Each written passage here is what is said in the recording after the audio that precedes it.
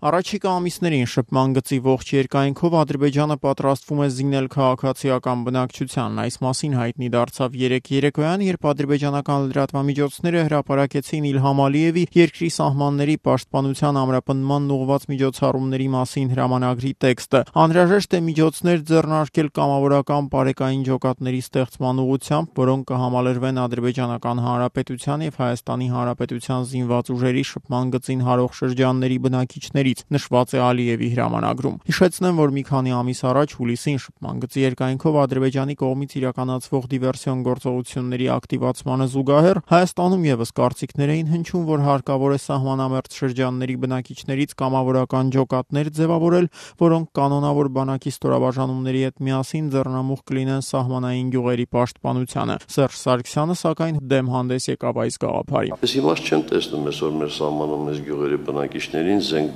բաժանենք, իմաստը ինչումն է, ով կարող է լրջորեն զենք բռնել,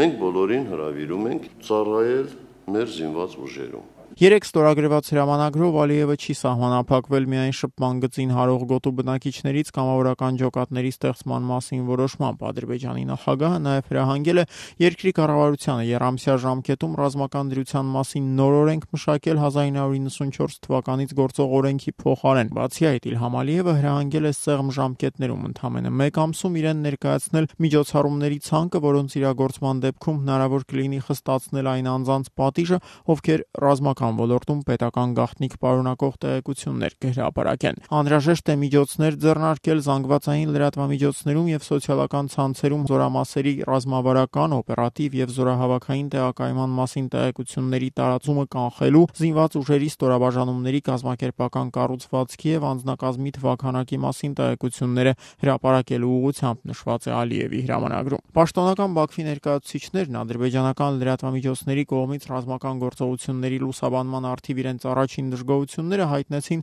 շփման գծում ծագած օգոստոսյան բախումներից անմիջապես հետո։ Ադրբեջանի նախագահի աշխատակազմի ղեկավար Ռամիզ Մեհդիևը լրատվամիջոցների ղեկավարների հետ օգոստոսի 30-ին Բաքվում կայացած խորհրդակցության ժամանակ հայտարարում էր. «Մի շարք լրատվամիջոցներ, նախ եւ առաջ համացանցային ռեսուրսներ օգոստոսի սկզբին ծագած լարվածության ընթացքում կեղծ տեղեկություններ էին տարածում ռազմաճակատի գծում տիրող կացության մասին, հրապարակումներ էին լինում մեր զորամասերի տեղաշարժի վերաբերյալ, ուռճացվում էր զոհված զինծառայողների թվաքանակը», պնդում էր Մեհդիևը։ Առաջիկայում, սակայն, ադրբեջանցի լրագրողներն այլևս այդքան հեշտությամբ չեն կարողանա մուտք գործել ճակատային գիծ։ Երեք ստորագրված հրամանագրով Իլհամ Ալիևը Ադրբեջանի պաշտպանության նախարարությանը հրահանգել է շփման գծում աշխատող լրագրողների հավատարմագրման նոր կարգ սահմանել։